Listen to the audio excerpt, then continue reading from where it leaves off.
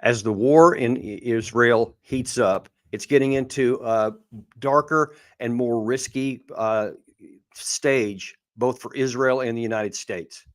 And this new dark stage is not necessarily from enemy activity, though that certainly continues to be a part of it, but from in the reaction and the responses from the United States and Israel.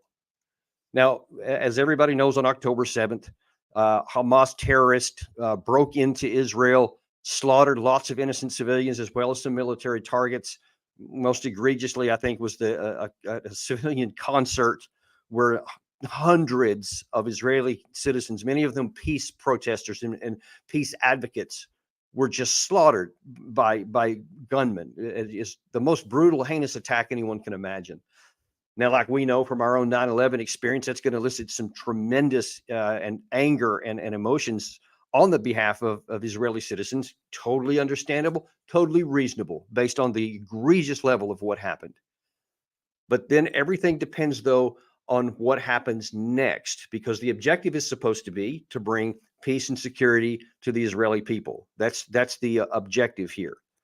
But we're not going to discuss it here today, but there's a whole host of things that happened in the summer before all this happened, and in the decades before, with the Palestinian people, that needs to be addressed. We're not going to go into that today, though we will on a future occasion, because it's crucial to understand how all of this started, how all of it fits together, and where it may go. But for today, I want to bring up something that is a growing problem for the United States and for Israel itself.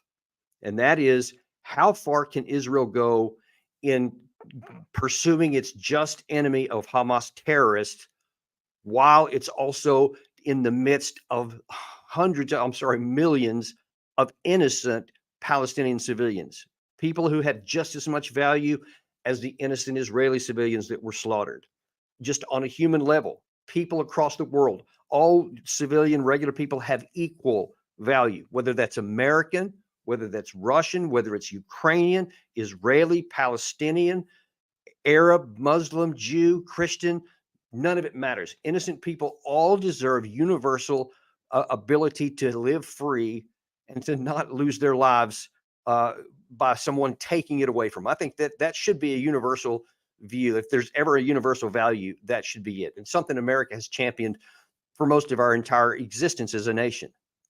Now, that comes into play really sharply here with this situation, what Israel's doing in response to its terrorist strike against it.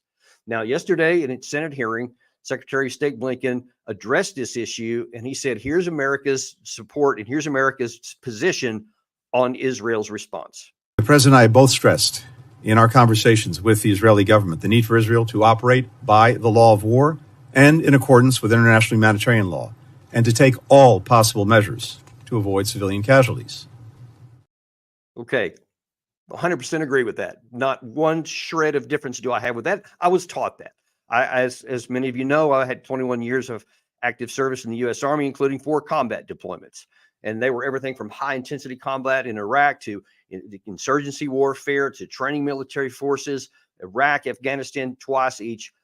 I understand what that's like. We are strongly trained that civilian casualties are a requirement for us to take care of and to avoid at all costs. And I can tell you, for the most part, we do. We failed sometimes, of course. A lot of that has been seen in many of the instances over the last couple of decades where we've made some pretty egregious failures. But by and large, I can tell you genuinely, we truly do behind the scenes do everything in our power to limit civilian casualties everywhere we fight. Now, this situation here has a nature that's starting to be a little bit dark and a little bit problematic. Now, before I share this next clip here about something that happened in Israel, actually twice, once overnight and again the day before, there's a lot of problem and a lot of issue in the United States and in the Western world in particular, to where there has been this long-held just absolute blanket support for Israel, because they're our greatest ally in the Middle East, the best democracy in that part of the world, and a lot of stability, a modern country with whom we've had since 1948 strong relations. And for the most part, that's right and reasonable, and it's okay for us to do. But when blanket support for Israel blinds us to something that they're doing maybe that's wrong, and it could potentially harm our interest, then we need to start saying, hang on, we need to ask some hard questions. Because I asked this question, can more than one thing be true at the same time? Can it be true that Israel was viciously attacked and deserves justice for what happened to it? Yes. Can it simultaneously be true that the Palestinian civilians who have been trapped in the Gaza Strip for now, I don't even know how many years. I think they've been boxed up, I think, since 2007, if I'm not mistaken. They've been basically sealed off in the Gaza Strip. Do they also deserve to live and deserve to have a chance to prosper like every other people's on the earth? I posit that they do, that both of those things are true. Therefore, as an ally, it should be not only our ability, but also our obligation to say, hey, don't get so carried away in your emotion that you actually start violating the very laws of war that we seek very much to protect. Now, 2 days ago, and again overnight, a refugee camp in the Gaza Strip was attacked by Israel. And Wolf Blitzer went on with an IDF spokesman to ask some questions about what happened here. Now, generally, so you'll know before this clip, the IDF claims that there was a high-value Hamas target that was in this refugee camp and that they attacked it. And Wolf's going to ask some hard questions about that. And in fact, actually, let me just let him speak. Here it goes. Even if that Hamas commander was there amidst all those Palestinian refugees who are in that Jabalia refugee camp, Israel still went ahead and dropped a bomb there, attempting to kill this Hamas commander, knowing that a lot of innocent civilians, men, women, and children, presumably would be killed. Is that what I'm hearing? That's not what you're hearing, Wolf. We're focused on this commander, again, who you'll get more data who this man was. Killed many, many Israelis. We're doing everything we can. It's a very complicated battle space. There could be infrastructure there. There could be tunnels there. We're still looking into it, and we'll give you more data as the hour moves ahead. But you know that there are a lot of refugees, a lot of innocent civilians, men, women, and children in that refugee camp as well, right? This is the tragedy of war, Wolf. I mean, this is the tragedy of war.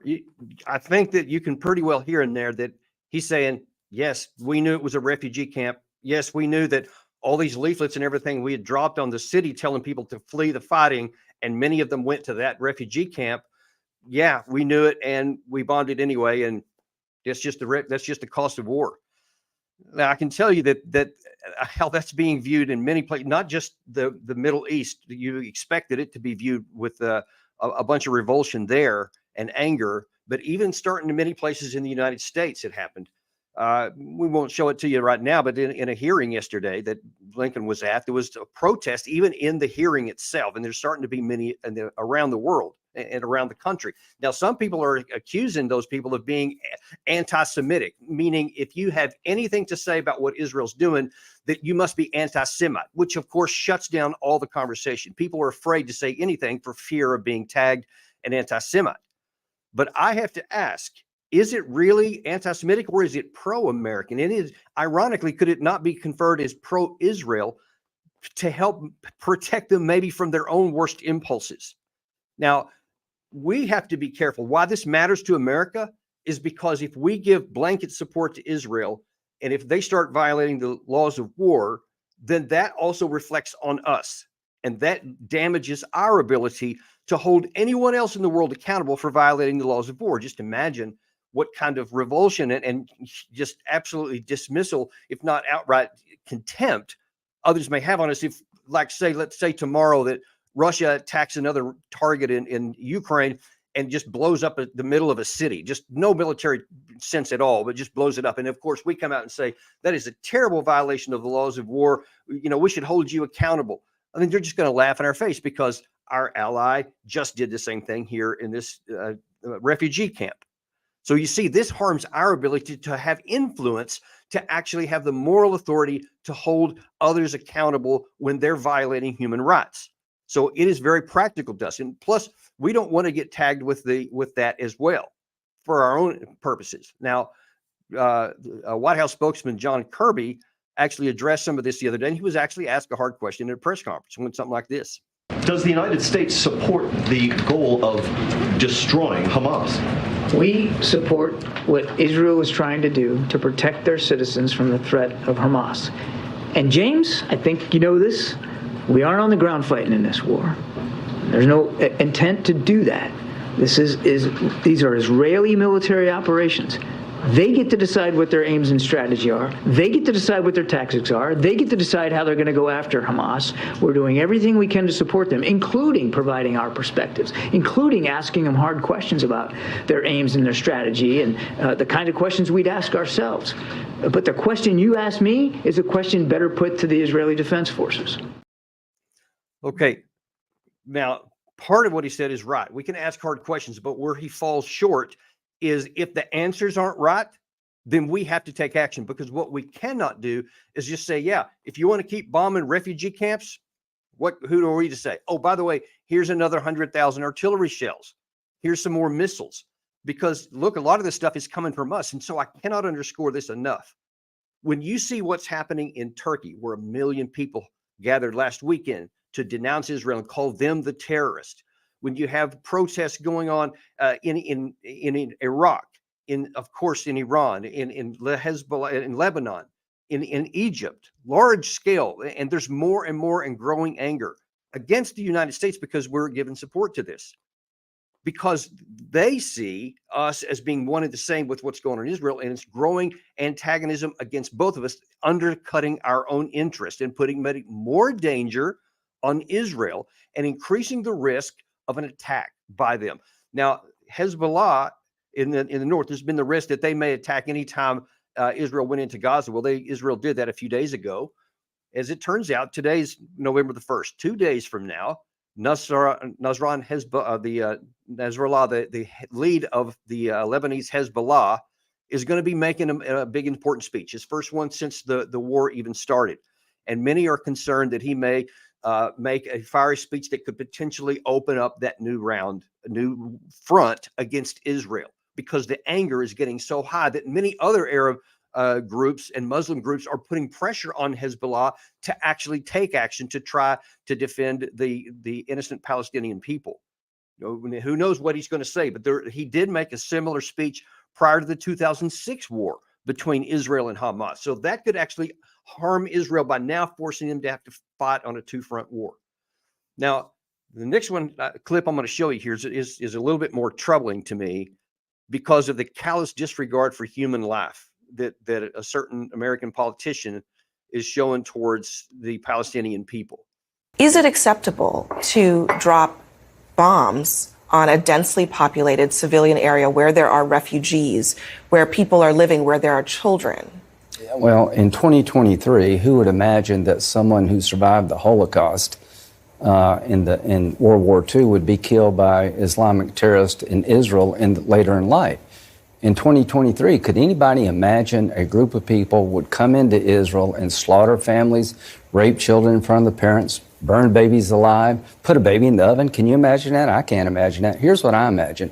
The destruction of Hamas is non-negotiable. I hate the loss of innocent lives. The day after Hamas is destroyed, I hope we have a better life for the Palestinian people. But I'm not blaming Israel. I'm blaming Hamas. I'm not blaming Israel at all. I know they're trying to limit civilian casualties, and I know Hamas is trying to increase civilian casualties. Is there a threshold for you, and do you think there should be one for the United States government, at which the U.S. would say, let's hold off for a second in terms of civilian casualties? Is there a point at which you would start to question? No, if somebody asked us after World War II, is there a limit what you would do to make sure that Japan and Germany don't conquer the world? Is there any limit what Israel should do to the people who are trying to slaughter the Jews? The answer is no. There is no limit. But here's what you need to do. Be smart. Let's try to limit civilian casualties the best we can. Let's put humanitarian aid in areas that protect the innocent. I'm all for that. But this idea that Israel has to apologize for attacking Hamas, who's embedded with their own population, needs to stop. Nobody's suggesting that Israel needs to apologize for attacking Hamas. Everybody is saying that Israel needs to answer for attacking civilians in the refugee camps. It's ironic that in this response here, the senator says, now it's okay to put the civilians in these protected areas and give them relief supplies. Mr. Senator, that's what just got attacked 2 nights in a row. So you say it's okay to do that, but then that's actually what does happen. Here's you see on the screen right now. That's the result. This was a protected area. This was a refugee camp. It's now rubble. And you see how many people are standing around. God only knows what the actual casualty toll was. No one even knows yet because most of the bodies can't be found. It's hard to figure out who all was even there. But you know that there was a large number of people there. So Senator Graham, he said in there, like, I don't blame the IDF. I know that they're trying hard to prevent civilian casualties. How can anyone make that claim that they're trying hard when you saw the IDF spokesman himself, when pointedly asked by Wolf Blitzer, he's like, it's a tragedy of war. Yes, for sure. We knew that they were there, but we had a high value target, so we went after them. Look, I cannot more strongly reinforce this point. Israel is completely within its rights and justification to go after the Hamas terrorists that slaughtered its people. 100%, point blank. They are not point blank authorized to just kill anyone in the process of going after those people. It is a hard task to follow the laws of land warfare. It will cost the Israeli Defense Forces more troops and a higher casualty count to do it the right way, to follow the laws of warfare. But listen to me carefully here. This is why I said at the outset, this is to help Israel, not to harm Israel. Their case will not be helped if they continue to kill large numbers of civilian people with careless disregard for human life, if it results in a new front being opened against the Israeli Defense Forces. If they had said, hey, we're going to do everything we can to take care of the population, and they actually made good on it, they were very targeted with, pinpoint strikes, not wiping out neighborhoods, then they would have a lot more opportunity to get support, even from some of the regional Arab regimes. Look, Egypt actually hates Hamas. They're a big opponent to them because they had some history with the Muslim Brotherhood, which was an enemy of the current Egyptian regime. They could have had support from Egypt, potentially even also from the Jordanian king, who has a lot of respect in the area. Those things could have happened, but right now they get no support from anyone. And it could be that now a new force opens up against them. Of course, as I mentioned earlier, Turkey, one of them, a NATO ally, a very powerful military. Erdogan said, actually, the leader of Turkey yesterday added to his incendiary comments over the weekend and said, hey, we may end up going to Hamas's defense because the Palestinian people need help. Now, we can say that's bluster. Maybe it is. We don't know. But all I can tell you is the more we do this, the more the United States gets tied to this, the less influence we have with anybody to tell them not to go, not to attack Israel, and the greater the chance that Israel fights on a multi-front war, that could, of course, drag us into, as we've talked about on previous deep dives here. That's a big risk. So America has a risk, Israel has a risk, and we have to start doing the right thing. Now, just on a humanitarian level, I serve this country because I love this country. I love that we have so often sacrificed our own life for the benefit of other people, and we herald and champion human rights around the world. Folks, that's got to count all over across the board. It can't be selective. We can't be for human rights here and then turn a blind eye when it happens here. Nobody is helped in that regard. It doesn't help Israel. It doesn't help us because it continues to sully our reputation.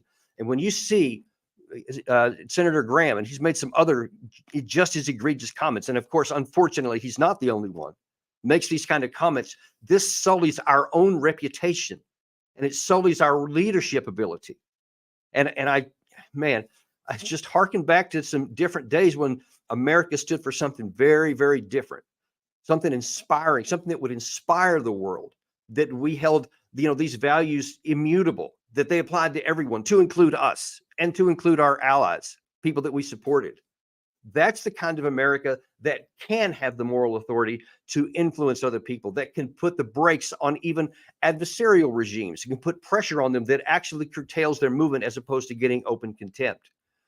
Here's a couple of scenes from our past that I pray to God also will be in our future, because this is the kind of inspiration that we need for our own sake and as a beacon for other people. First of all, I want to go back to the final speech of Ronald Reagan, where he said something that most people know about: a city on a hill. The past few days, when I've been at that window upstairs, I've thought a bit of the shining city upon a hill. The phrase comes from John Winthrop, who wrote it to describe the America he imagined. What he imagined was important because he was an early pilgrim, an early freedom man. He journeyed here on what today we'd call a little wooden boat. And like the other pilgrims, he was looking for a home that would be free. I've spoken of the shining city all my political life, but I don't know if I ever quite communicated what I saw when I said it. But in my mind, it was a tall, proud city built on rocks stronger than oceans, windswept, God-blessed, and teeming with people of all kinds living in harmony and peace. A city with free ports that hummed with commerce and creativity. And if there had to be city walls, the walls had doors, and the doors were open to anyone with the will and the heart to get here. That's how I saw it and see it still. And how stands the city on this winter night? More prosperous, more secure, and happier than it was 8 years ago. But more than that, after 200 years, 2 centuries, she still stands strong and true on the granite ridge, and her glow is held steady no matter what storm. And she's still a beacon, still a magnet for all who must have freedom, for all the pilgrims from all the lost places who are hurtling through the darkness toward home. That was so inspiring to me as a kid, and remains to this day because of what it represents. I know that Reagan had a lot of flaws, and he did a lot of things that are bad, and he just made a lot of failures. But his overall message was one of peace, as he, Gorbachev tear down this wall, and then held out an open hand to Gorbachev and tried to usher them into the Western world there. And he made good on a lot of his promises, but he definitely was inspiring towards peace. And that was something that motivated a lot of people, not just in America, but abroad, who did see America as that shining city on a hill, something to emulate, something that we want to be like. That's the kind of America that we once had that is now tarnished. And I want to see that reverse. And the last thing I'm going to leave you with here is what I can personally consider one of the most amazing speeches ever given by any American president in the history of our country. I'm just going to show you a very small snippet of John F. Kennedy's speech at American University, which just came 3 months before he was murdered. And who knows what the reasons were that actually took place. There's a lot of different theories, and I won't go into any of that right now. But what is important is that he genuinely was a man of peace. What's unknown by many people is that just prior to his death, he actually signed a document that says, hey, this involvement we've just started in Vietnam, we're going to end it. We're going to get rid of it and pull everybody back out. It could have been, if he had lived, we would never have had the Vietnam War, because he recognized that it was bad from the beginning and he was going to end it. Unfortunately, that was undone after his death. But before he died, here's what he had to say. So let us not be blind to our differences, but let us also direct attention to our common interests and the means by which those differences can be resolved. And if we cannot end now our differences, at least we can help make the world safe for diversity. For in the final analysis, our most basic common link is that we all inhabit this small planet. We all breathe the same air. We all cherish our children's futures, and we are all mortal. The United States, as the world knows, will never start a war. We do not want a war. We do not now expect a war. This generation of Americans has already had enough, more than enough, of war and hate and oppression.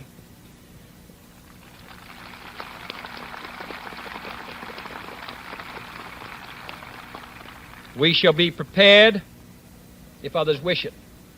We shall be alert to try to stop it. But we shall also do our part to build a world of peace where the weak are safe and the strong are just. We are not helpless before that task or hopeless of its success. Confident and unafraid, we must labor on, not towards a strategy of annihilation, but towards a strategy of peace. Confidently move on towards a strategy of peace, not fear. That's my message today. And what I wish everyone on the Hill would hear. We don't need to be seeking war. We don't need to be leading with bounding the drums of war and threatening Hamas, threatening Hezbollah, threatening to go to war with Iran. Those things are not in America's interest. Our interests are in making peace and ending war. Our national interests are best served in using diplomacy to tamp down the pressures, not just throw nothing but firebombs of incendiary comments and almost seeking war. There's other things I could have shown you in recent days that many pundits are saying, yeah, we should just go after Iran right now and not even worry about it because we're going to eventually fight them anyway. That's the thought and mentality of many people. And our reputation is taking a big hit with what's going on here. And it's not too late. Okay. It's not too late for Israel. They deserve peace. Their civilian population, they deserve to have a peaceful life so that they can just live without worrying about rockets falling on their heads. The Palestinian people deserve peace. They deserve the ability to live without Israeli rockets falling on them. Everybody deserves that. And America has a possibility to help bring that to bear. If we use diplomacy and if we stop just turning a blind eye to anything Israel does that's actually harmful to its own interest, and to say, hey, we're giving you all this weapons, all this ammunition, all of this intelligence capacity, but it does come with strings. It's not empty. It's not free, because that's not good for Israel. It's not good for us. So Kirby's wrong. We do have a say in how this stuff goes on because our name is on the line.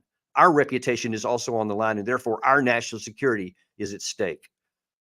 So, folks, we got to end this issue of anyone who says anything against the policy of the Israeli government is tagged an anti-Semite, because that kind of criticism is healthy, folks.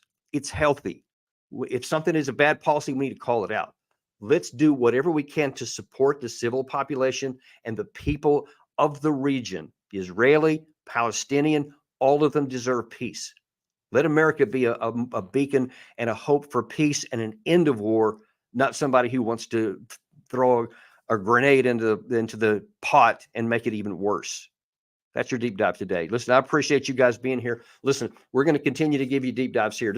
I understand this is a thorny topic here, and it's going to make some people uncomfortable because, a lot of people do reflexively say anything anti-Israeli government is anti-Semitic. It's not. But we're going to be looking out for you. We're going to keep giving you this kind of information because it's accurate. It's the truth. And so we're looking out for you because I want your best interest at heart too. And those people who are watching this, you deserve a peaceful life and you deserve a peaceful situation. So let's see if we can together put some pressure on our leaders to have the same view so that our future is also assured and that it also remains at peace and not at war. Please like and share this. Pass it on to everybody you can. Anyone you know who wants the truth and who wants to be part of this, folks, we're all in this together. I'm on your side. So keep up the good work. We will do everything we can to keep bringing you the truth. Thanks, and we'll see you next time on Deep Dive.